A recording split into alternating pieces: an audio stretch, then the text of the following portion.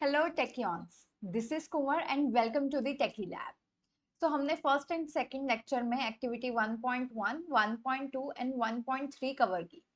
First activity से हमने ये देखा कि हमारे पास सिर्फ एक फिजिकल चेंज नहीं, हमारे पास एक केमिकल चेंज आता है। बाकी दो एक्टिविटीज ने कंफर्म किया कि जब भी एक केमिकल चेंज है then there is a chemical reaction जो कि इन्वॉल्व होती है। अब वो हमें कैसे पता लगता है कि अगर आपका सोल्यूशन का कलर चेंज हो जाए या फिर आपके सोल्यूशन का टेम्परेचर चेंज हो जाए या फिर गैस इवॉल्व हो जाती है या फिर स्टेट चेंज हो जाती है। तो जब ऐसा भी कुछ होता है then we say that okay chemical reaction या केमिकल चेंज हो रहा है। आज हम करने वाले हैं questions on the basis of those two lectures. I hope आप सबने वो लेक्चर्स अच्छे से लगाए हैं एंड समझे हैं एंड आज क्वेश्चंस को बहुत अच्छे से टैकल कर पाएंगे। So let's start with our first question. देखोगे हमारी जो फर्स्ट एक्टिविटी थी ना मैग्नीशियम रिबन वाली, ये उसी के बेस पे क्वेश्चन है। वो क्या कह रहा है कि answer the following questions based on the diagram. अब what is the purpose of burning a magnesium ribbon in air in the experiment. अब वो बोल रहा है पर्पस क्या है कि हम मैग्नीशियम रिबन को क्यों जला रहे हैं हवा में। यस, हम ये क्यों कर रहे थे ताकि हम देख सकें कि किस तरह की रिएक्शन हो रही है। मतलब हम ये कर रहे हैं ताकि हम एक केमिकल रिएक्शन को ऑब्जर्व कर सके। ओके, ताकि हम क्या कर सके, observe chemical reaction and then see कि अच्छा हमारे पास क्या बन रहा है, क्या रिजल्ट आया। ठीक है, तो आंसर में क्या लिखोगे, the purpose is to observe the reaction of magnesium with oxygen and collect the product which is magnesium oxide. Okay, क्या हुआ था, आपने मैग्नीशियम को बर्न किया था, वो ऑक्सीजन के साथ रिएक्ट किया एंड आपके पास मैग्नीशियम ऑक्साइड बन गया।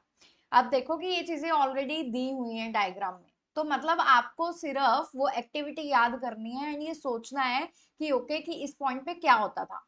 कई बार ये भी हो सकता है कि ये मैग्नीशियम रिबन मैग्नीशियम ऑक्साइड यहाँ से हटा दें एंड आपको बोल दें कि इसको फिल करो कि क्या बना है। ठीक है, बट क्वेश्चन तो वही है। ठीक है, you just have to tell कि कौन सी दो चीजें रिएक्ट कर रही हैं, तुम्हारे पास क्या बन रहा है। ओके ओके, नेक्स्ट इज इसी का दूसरा पार्ट है, describe the appearance of the magnesium ribbon before it is burned. तो मैग्नीशियम रिबन को जलाने से पहले वो बोल रहा है कि वो कैसा दिखता था। तो उसको जलाने से पहले वो बहुत ज्यादा शाइनी है। ठीक है, वो शाइनी दिखता है, सिल्वर कलर का है। अगर आपको याद हो, मैंने उसकी पिक्चर जो है वो आपको लगा के दिखाई थी, वो शाइनी होता है, सिल्वर कलर का होता है। ठीक है, उसको क्या है, एक रिबन फॉर्म में बनाया जाता है। ठीक है, वो उसी को हम यूज करते हैं, right. So appearance is it is shiny and silver coloured. Okay, चलिए ये इजी क्वेश्चन था। अभी देखते हैं third question. What happens to magnesium ribbon when it is burned in air. क्या होता है मैग्नीशियम रिबन को जब हम उसको हवा में जला देते हैं, तो क्या बनता है, जो आपका प्रोडक्ट बनता है दैट इज मैग्नीशियम ऑक्साइड। वो यहाँ पर लिखना है कि जो हमारा मैग्नीशियम है वो ऑक्सीजन के साथ जो कि हवा में प्रेजेंट है उससे रिएक्ट करके मैग्नीशियम ऑक्साइड बना देता है। ठीक है, जिसका पाउडर जो है वो आपको नीचे वॉच ग्लास में आप उसको कलेक्ट कर लेते हो। Okay, so answer is it reacts, magnesium reacts with oxygen to form magnesium oxide.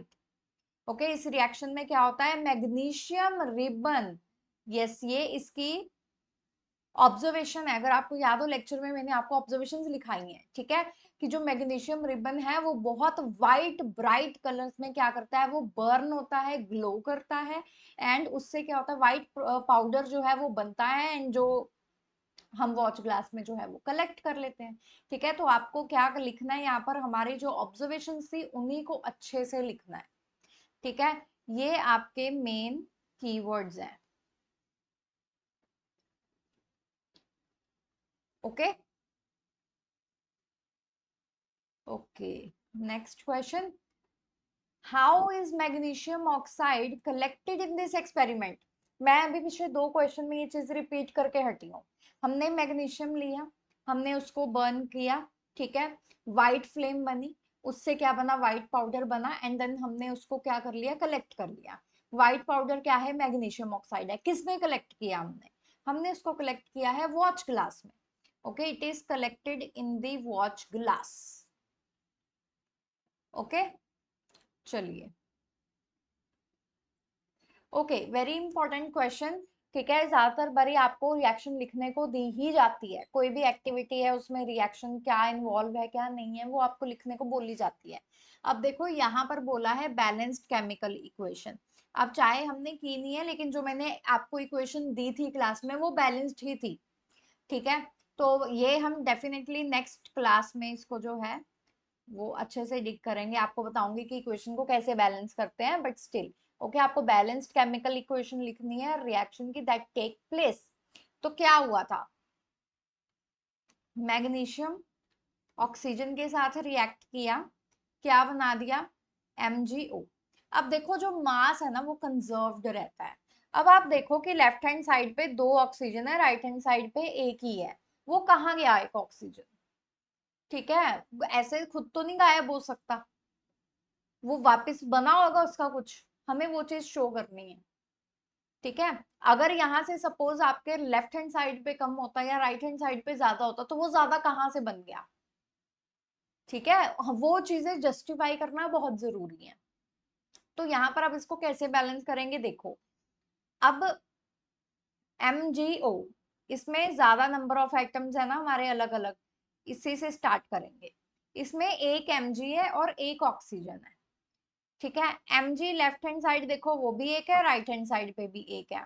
Oxygen देखोगे लेफ्ट हैंड साइड पे 2 है, राइट हैंड साइड पे एक है, तो ये अनबैलेंस्ड है, तो पहले ऑक्सीजन को बैलेंस करेंगे। ठीक है, तो अब लेफ्ट हैंड साइड पे 2 है एंड राइट हैंड साइड पे एक है, तो राइट हैंड साइड को 2 से मल्टीप्लाई करेंगे तो वो बैलेंस हो जाना चाहिए। तो हमने इसको किया 2 से मल्टीप्लाई। तो अब क्या हुआ, अब आपके पास क्या हो गया, एक मैग्नीशियम की बजाय अब आपके पास 2 मैग्नीशियम है राइट हैंड साइड पे। ठीक है, लेफ्ट हैंड साइड पर एक ही है।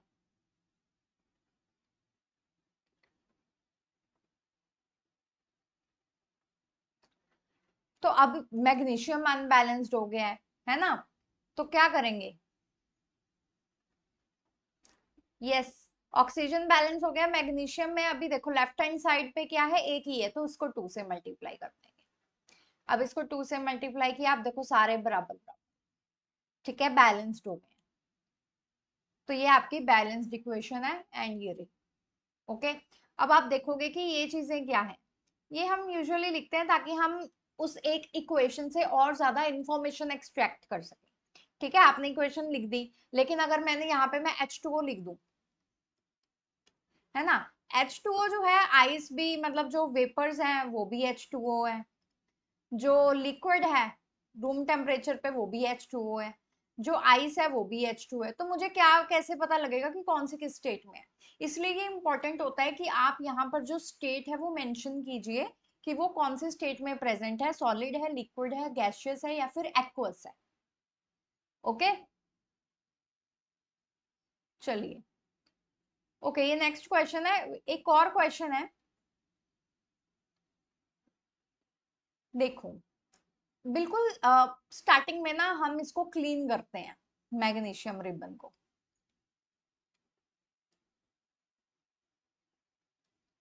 क्वेश्चन ये भी आ जाता है कि हम इसको क्यों करते हैं। तो क्या होता है कि मैग्नीशियम जो है वो हवा के साथ वैसे ही रिएक्ट करता है एंड अपने ऊपर एक लेयर बना लेता है।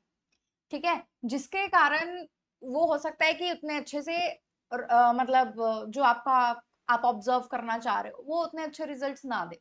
तो इसलिए हम उसको हमेशा क्या करते हैं, पहले क्लीन करते हैं, ये मैंने आपको बताया भी था। ठीक है, तो इसलिए हमेशा इसको पहले क्लीन करना है फिर ही इसको बर्न करना है अपना एक्सपेरिमेंट। ओके, चलिए, okay, so here is the next question. अब देखो वो क्या कह रहा है, अब ये आपके पास एक्सपेरिमेंट है जहां पर हमने जिंक ग्रैन्यूल्स लिए थे, उसमें सल्फ्यूरिक एसिड या फिर HCl हाइड्रोक्लोरिक एसिड उसमें डाला था, एंड थोड़े टाइम बाद हमने ये देखा कि उसमें बबल्स आ रहे हैं, है ना, एंड हाइड्रोजन गैस जो है वो प्रोड्यूस हो रही है। अब उसी पे क्वेश्चन है, वो बोल रहा है केमिकल रिएक्शन क्या है जो होती है सल्फ्यूरिक एसिड विद जिंक। अब आपको रिएक्शन लिखनी है। ठीक है, तो रिएक्शन क्या है, जिंक उसके साथ क्या रिएक्ट किया है, H2SO4। आपको ये सारे नाम याद होने चाहिए, ठीक है। Dilute sulphuric acid, sulphuric acid का क्या केमिकल फॉर्मूला है, जिंक का क्या है, ठीक है, हाइड्रोक्लोरिक का क्या है, नाइट्रेट का क्या होता है, ऐसे करके आपको ये याद रखने पड़ेंगे। और उसका सोल्यूशन क्या है, लिख के देखो, ठीक है, उसको लिख के देखो। स्टार्टिंग में थोड़ा सा टाइम लगेगा, थोड़ा सा ऐसे लगेगा कि फिजूल में टाइम जा रहा है, या फिर तुम सिर्फ रीड करके कर सकते हो, बट रीड की हुई चीजें ना ज्यादा देर तक टिकती नहीं। अगर चाहते हो कि लॉन्ग लास्टिंग याद रहे, देन तुम्हें लिखना पड़ेगा, पहले उसकी वर्ड इक्वेशन लिखो। वर्ड इक्वेशन के बाद उसकी जो केमिकल इक्वेशन है, ठीक है, रिएक्शन है, जो कि उसके केमिकल फॉर्मूला में लिखी होती है, फिर वो लिखो।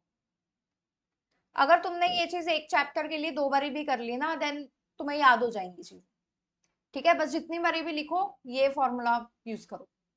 ओके, सो Zn प्लस H2SO4, ये क्या बनेगा, जो Zn है वो SO4 के साथ कंबाइन हो जाएगा, एंड H2 जो हाइड्रोजन गैस है वो आपके रिलीज होगी। सो ZnSO4 बन जाएगा प्लस H2। अब देखो इसके साथ मैंने ये साइन बनाया अपर एरो का, ठीक है। इसका क्या मतलब है, इसका मतलब है कि गैशियस फॉर्म में है H2, ठीक है, वो गैशियस फॉर्म में है एंड वो उड़ जा रही है, ठीक है। तो आपको ये यहाँ पर शो करना है।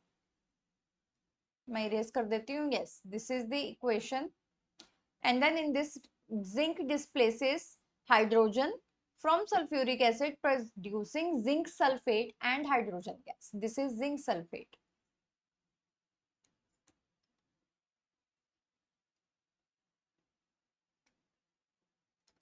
Okay, चलिए।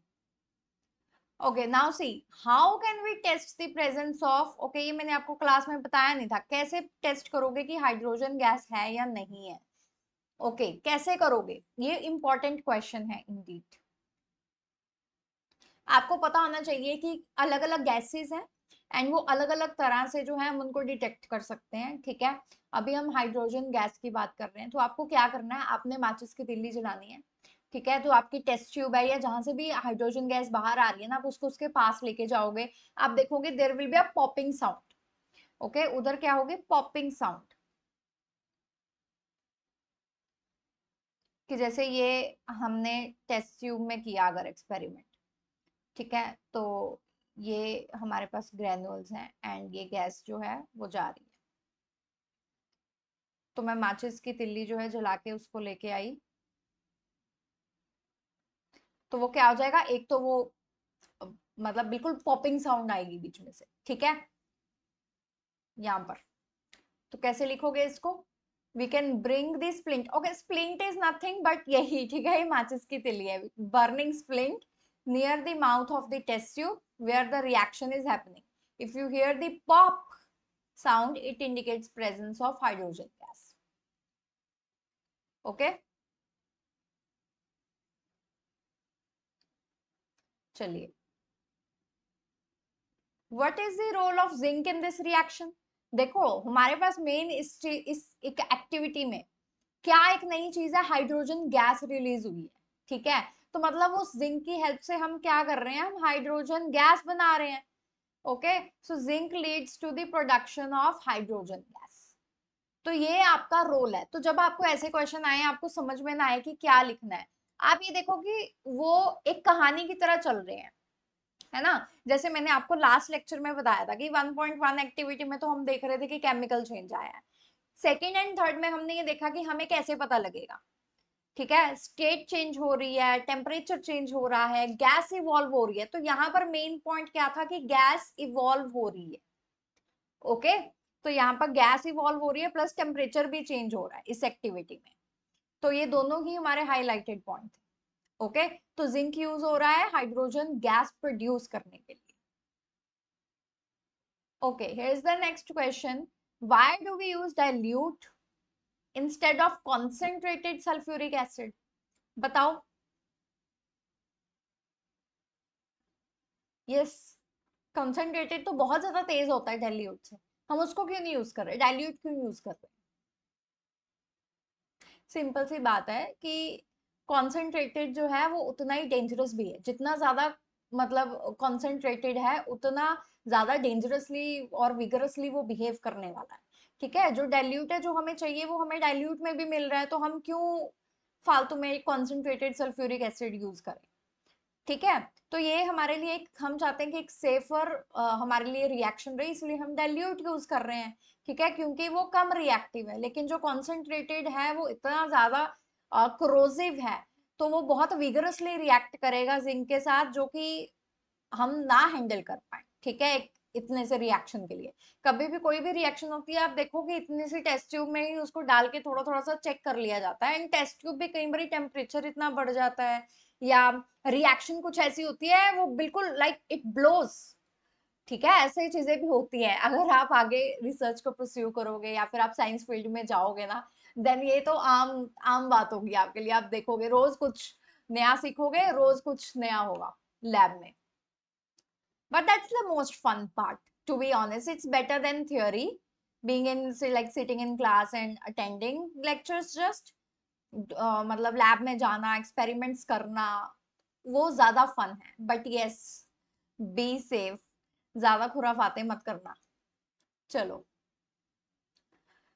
Answer the following question. आप देखो, जस्ट मैंने आपको थोड़ी देर पहले ये बताया, फर्स्ट क्वेश्चन जो था हमारा इस एक्टिविटी का, उसी में मैंने बताया था। क्या बताया था, इसका क्या सिग्निफिकेंस है? चलो बताओ मुझे कमेंट सेक्शन में सारे, क्या है इसका सिग्निफिकेंस, देखूं कितनों को याद है। That says it's hydrogen gas, वो गैस है। ठीक है, वो गैस प्रोड्यूस हो रही है by with the reaction with the zinc. ठीक है, तो ये हमें बताता है कि जैसे हम लिखते हैं ना सभी कि सॉलिड, लिक्विड, गैस ऐसे करके, तो बिल्कुल वैसा ही है। ओके, तो ये हमें बस समझने की समझ, मतलब हमें समझने में इजी होता है। ठीक है, कि हाइड्रोजन गैस है एक, ठीक है, जो कि एज अ बाय प्रोडक्ट हमें मिल रहा है पूरे रिएक्शन में। एंड ये is liberated in the form of bubbles. Bubbles के फॉर्म में आपको हाइड्रोजन के ऊपर ही, उसके पास ही जो है आपको छोटे छोटे बबल्स जो है वहां पे दिखाई देने स्टार्ट हो जाएंगे। ठीक है, चलो, okay, here we have the MCQ questions now. चलो थोड़े से एमसीक्यू क्वेश्चंस कर लेते हैं। वो बोल रहा है कि magnesium ribbon is rubbed before burning. तो ये क्वेश्चन जो है वो ऊपर नहीं था, इधर था। ये क्यों डाला था, मतलब ये ऊपर भी आ सकता है। ठीक है, एज अ थ्योरी क्वेश्चन भी। उधर नहीं डाला तो ये यहाँ पर डाल दिया सेपरेटली। अब मैंने बताया था कि क्या हो रहा है कि उसके ऊपर जब वो, आपने उसको पैकेट में भी चाहे रखा है, ऑक्सीजन तो उधर है ना, वो अगेन ऑक्सीजन के साथ रिएक्ट करता है एंड एक लेयर बना लेता है सरफेस पे। ठीक है, वो सरफेस पे एक लेयर बना लेता है। ठीक है, वो कोटिंग आ जाती है। वो बोल रहा है कि वो कोटिंग किस चीज की है, वो कोटिंग है मैग्नीशियम आउटसाइड की, क्योंकि एयर में क्या है, ऑक्सीजन, ऑक्सीजन के साथ रिएक्ट कर रहा है, एक बिल्कुल पतली सी मैग्नीशियम ऑक्साइड की लेयर उसके ऊपर बन जाती है। ठीक है, तो option A is correct. Carbonate, sulphide, chloride, ये कैसे बनेगा? जब हम एयर की बात कर रहे हैं हम उसको ऑक्सीजन से रिएक्ट करवा। ओके, चलो, Which one of the following process involve chemical reaction? Okay, ऐसे क्वेश्चंस आपको आ सकते हैं। ठीक है, ये भी आया हुआ है पहले, तो आपको ये ध्यान में रखना है कि जब आपको ऐसा क्वेश्चन आए, then go to the basics. देखो, जब आप ऑक्सीजन गैस है उसको अगर आपने प्रेशर में रखा, सिलेंडर में रहता है, तो वो ऑक्सीजन ही है ना, चेंज तो नहीं होता। बस उस वो क्या होता है, गैसेस से लिक्विड फॉर्म में चला जाता है। लेकिन ऑक्सीजन के कुछ फॉर्मूला में तो चेंज नहीं आ रहा, वैसे कुछ चीज चेंज तो नहीं हुई। अगर आप उसको रिलीज करोगे तब भी तो वो ऑक्सीजन ही आएगी बाहर। तो इनिशियल एंड फाइनल एक तरह से सेम ही है। सो वन तो आपका आंसर नहीं हो सकता। Again, liquefaction of air, it is same as the first point. Okay, air में भी अगर आपने उसको लिक्विफाई कर दिया, लेकिन उसमें क्या होता है, सिर्फ स्टेट चेंज हुआ है, लेकिन वैसे कुछ चेंज नहीं आया, केमिकली कोई चेंज नहीं आया। ओके, अगर आप देखोगे keeping petrol in a China dish, क्या होगा, पेट्रोल क्या होता है, बहुत जल्दी उड़ जाता है। ठीक है, वॉलेटाइल होता है, बहुत बहुत जल्दी उड़ जाता है। तो आप देखोगे उसमें वो लिक्विड से गैसियस स्टेट में कन्वर्ट हो गया बहुत जल्दी, पर पेट्रोल पेट्रोल ही रहा। तो इन तीनों में there is no chemical change. लेकिन अगर आप डी में देखोगे, heating copper wire in presence of air at high temperature, तो जो कॉपर है वो एयर में आपने उसको हीट किया है, देन ऑब्वियसली उसमें कुछ नया बन जाएगा, आपको कुछ नया मिलेगा, वो एयर के साथ रिएक्ट करेगा कॉपर जो है, ठीक है। वो हाई टेम्परेचर पे एयर के साथ रिएक्ट करके उसमें क्या आ रहा है, एक केमिकल चेंज आ रहा है,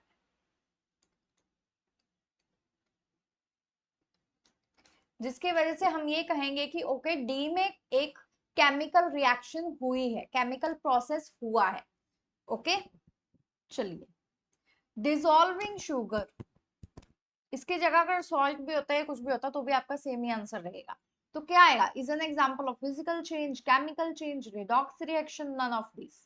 तो आपको याद होगा कि 9th क्लास में जब हम फिजिकल प्रॉपर्टीज करते हैं, आपके बिल्कुल फर्स्ट चैप्टर में ही हम ये बोल देते हैं कि ओके हमने जैसे शुगर को घोला पानी में, sugar disappear, same with salt, है ना।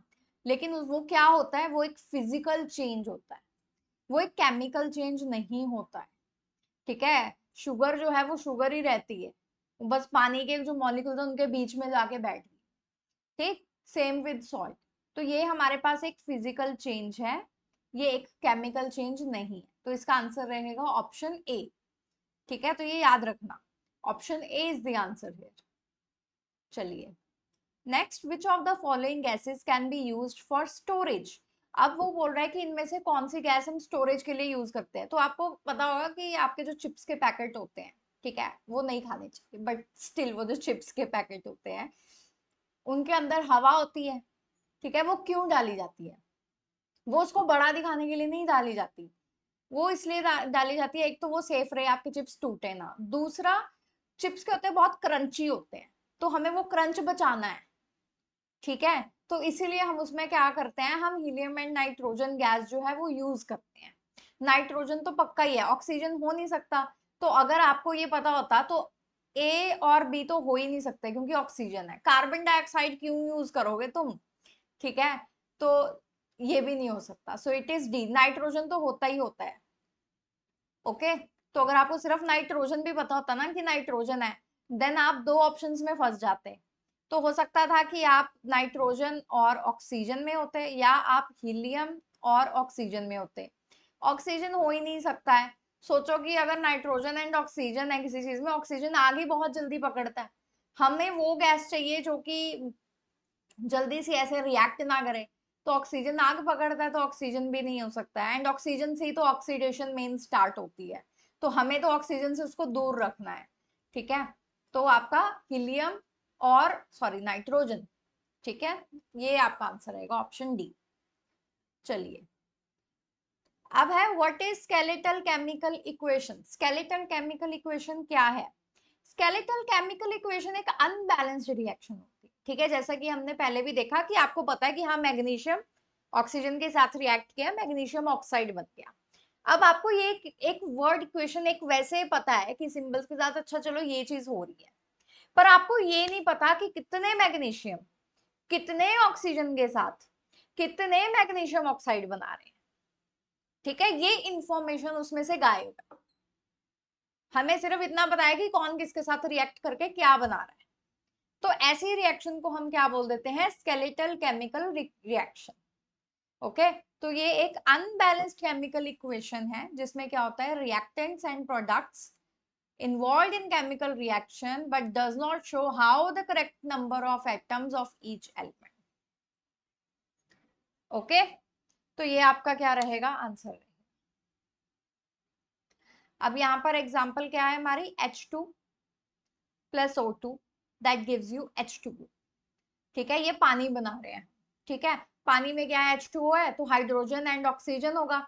ऑक्सीजन ऑक्सीजन गैस में एग्जिस्ट करती है, हाइड्रोजन हाइड्रोजन गैस में एग्जिस्ट करती है, तो H2 plus O2 gives you H2O। But अगर अभी आप देखोगे तो क्या इसमें नंबर ऑफ एटम्स बैलेंस्ड है लेफ्ट हैंड साइड या राइट हैंड साइड में।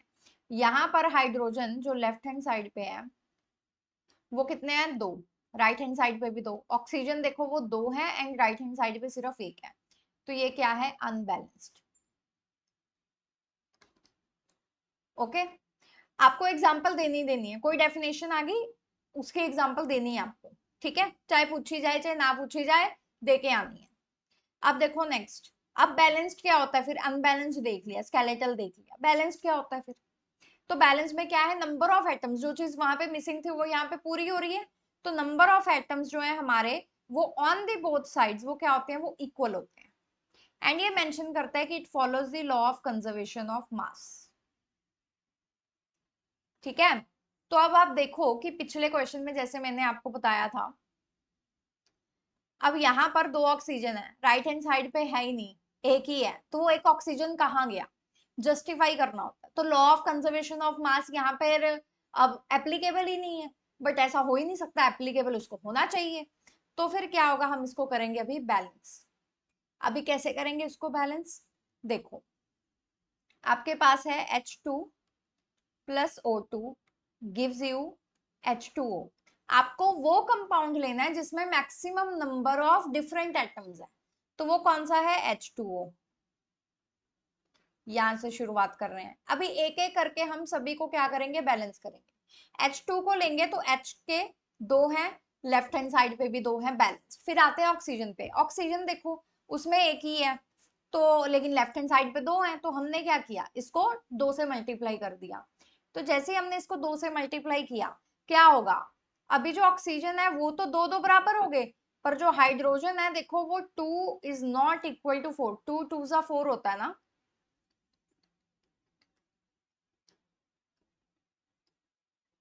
तो हाइड्रोजन अभी 4 हो गए, अभी ये स्टिल ये अनबैलेंस्ड है।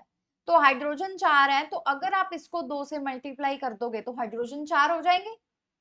ठीक है, तो यहाँ पर भी 4 इक्वल 4 आ जाएगा।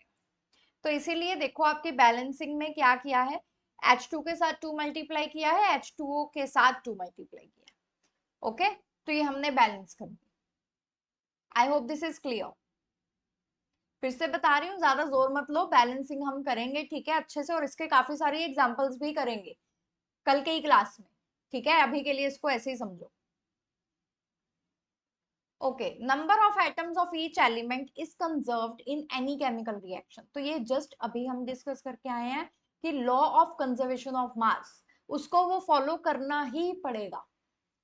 ठीक है, तो वो हम उसको डिस्कार्ड नहीं कर सकते, तो मतलब इसका आंसर क्या है, ए, ट्रू ऑब्वियसली। ठीक है, उसको फॉलो करना पड़ेगा। चलिए, आई होप बोर नहीं हो गए तुम लोग, आखिरी क्वेश्चन है, डोंट वरी। ठीक है, आप देखो, complete the missing variables given as X and Y in the following reaction. अब देखो, अब उसने क्या बोला है, lead nitrate react with potassium iodide. आपके पास क्या बना, lead iodide and potassium nitrate. X and Y क्या है, स्टेट्स हैं, वो अब आपसे स्टेट्स पूछ रहा है कि PbI2 एंड KNO2NO3 जो है वो किस स्टेट में एग्जिस्ट कर रहे हैं इस रिएक्शन में। तो आपका आंसर क्या है, ऑप्शन डी। अगर आपको याद हो तो लेड नाइट्रेट ये क्या था, हमारे पास इनसॉल्यूबल सब्सटेंस था। ठीक है, बल्कि आप आगे जाओगे तो आप देखोगे कि आप इसको सेपरेट आउट भी कर सकते हो। ठीक है, फिर ये सॉलिड्स में कन्वर्ट हो जाता है। तो ये जो है ये हमारा क्या रहेगा, ये सॉलिड। बट जो हमारा पोटेशियम नाइट्रेट है वो क्या है, वो हमारा एक एक्वस सोल्यूशन ही है। ठीक है, तो वो हमारा AQ एक्वस जो उसको डिनोट करता है वो आएगा। ठीक है, तो X is solid and Y is aqueous, so option D is correct. I hope आपको आज का लेक्चर जो है वो अच्छा लगा एंड आपकी अच्छे से रिवीजन होगी फर्स्ट 2 लेक्चर्स की। तो अगर आपको लेक्चर अच्छा लगा, मेरा पढ़ाने का तरीका अच्छा लगा, then do support us by liking this video, subscribing to the channel and sharing it with your friends. I will see you in the next class with more topics.